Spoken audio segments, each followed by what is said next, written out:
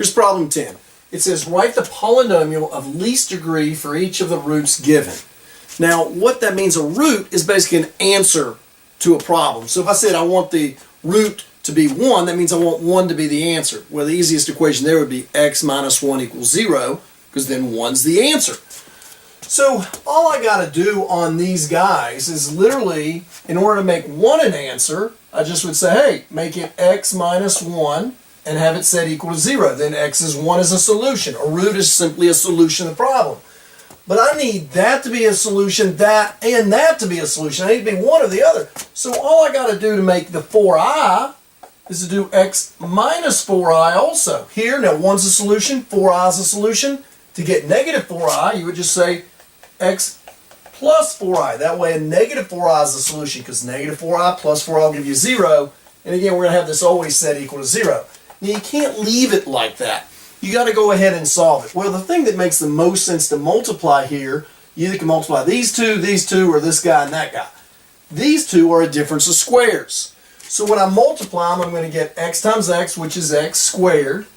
You would then do x times that plus 4i, which would be plus 4ix. You'd come here and have the minus 4ix, and they're going to go away.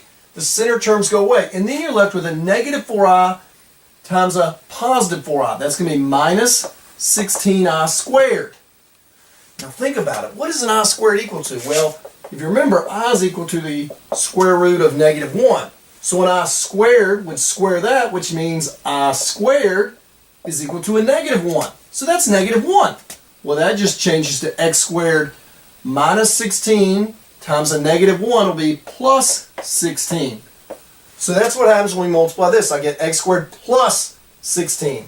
I still have to multiply it by an x minus 1, and this is all set equal to 0. Here, notice again, 1 would be a solution, because it'd create a 0 there.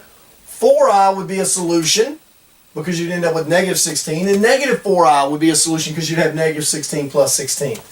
Now all I got to do is finish distributing. X times x is x cubed.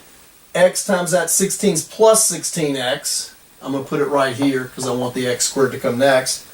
Negative 1 times x squared is negative x squared, and then negative 1 times that's minus 16 equals 0. There's the equation, the polynomial that has the least degree for these roots that are given. By least degree, what we mean is I could come up with all types of things. I can multiply everything through here by something. It might be, x to the 5th, or x to the 6th, or x to the 10th, or x to the 100th. We want it to have the least degree. This is the least degree where all three of these solutions are possibilities. There you have problem number 10, how to write them, the polynomials.